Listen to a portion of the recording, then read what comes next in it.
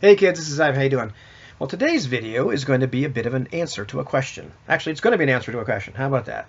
So day 14, I answered RPG a day, day 14, 2017's question, and it was something like, what game do you like the best for like open-ended campaign play? And Lee Rimmer, your humble game master, he asked me this question in the comments of that video. I'd be curious to know how you feel about open-ended play as a GM rather than as a player. I thought that was a brilliant question. And so first I'll give you the disclaimer. I have never played in a campaign that's lasted for a decade. I just had real life get in the way. I played in 2-year campaigns and somewhere around that length.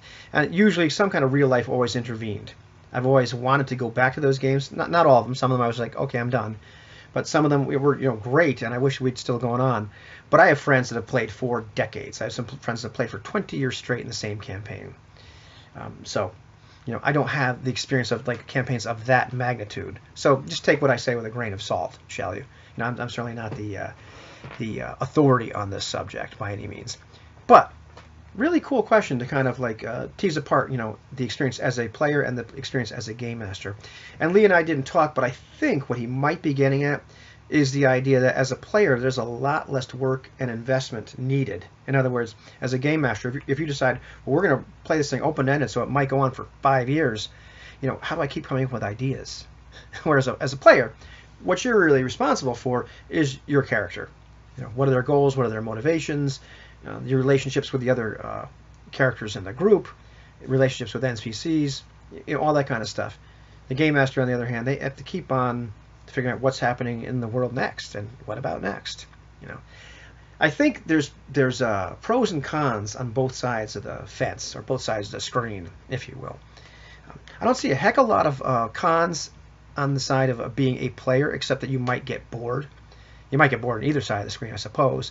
I generally don't get bored because I want to see what happens next. And, occasionally the game becomes boring or something kind of fizzles out in the group, and that's okay. I've had that experience as well. But probably the biggest con other than that as a player would be you age out of the sweet spot. In other words, you're playing a game that's based on some kind of levels, or if it's not based on levels, there's some kind of improvement, which pretty much almost all RPGs have some level of improvement somewhere. Some are faster, some are slower. But the idea is if you play long enough, your character is going to kind of go through the whatever lower version of competence there is, go through this magical sweet spot that's always seems to be somewhere in the middle of a role-playing game, and then somehow start to peak out into the too overpowered, too godlike, too, this is not fun anymore. Everything's too easy, or it's just too, jacked up. And you may have that experience. The cure for that is either you like that kind of stuff, or, we've retired characters. Sometimes the characters die. But I played in games where you definitely retired characters. My friends that have been playing for this 20-year game, they have all kinds of retired characters on the board. Some of these guys, they still exist. They're still free to play them if they want to, but they're playing other characters. We didn't really call it troop-style play back in the day. That's a concept I've heard probably in the past year. But I've certainly played in games where I've played more than one character, or I've ended up playing somebody's retainer. And, I like that idea more and more, where, you play in a game where you do have more than one character maybe, and depending on what's going on, maybe you'll play your main guy, but maybe you'll play his lackey. So that's, to me, some of the ways you can kind of mitigate some of that effect of kind of aging out. But, that is a real concern, on the player side of things. As far as game master side, it's more like, well, how do I keep coming up with ideas? And I think the trap that a lot of people fall into, or I fall into this trap myself, is a game a book or a movie. Those make lousy RPGs in terms of the story arc. Like you take your typical book, your typical movie. Well, what happens? The characters save the world. There's some big bad something that's happening. You got to take the ring to Mordor. You've got to blow up the Death Star. There's always something going on. There's some big giant thing, and at the end of it, now what do we do? That seems to be it, and so it can get a little bit tough to kind of keep pulling your rabbit out of a hat over and over again. So to me, the cure for that always is kind of slow down a little bit, back off. And I've been just as guilty of this as a lot of other people. You start to get these great ideas in your head of make nation versus nation, and they've awakened this ancient evil, and the Galactic Empire is invading, and all this stuff.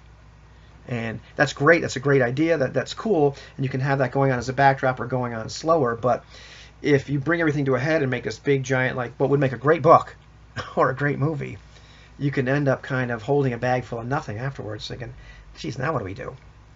So that's part of I think the cure for that is to kind of slow down a little bit.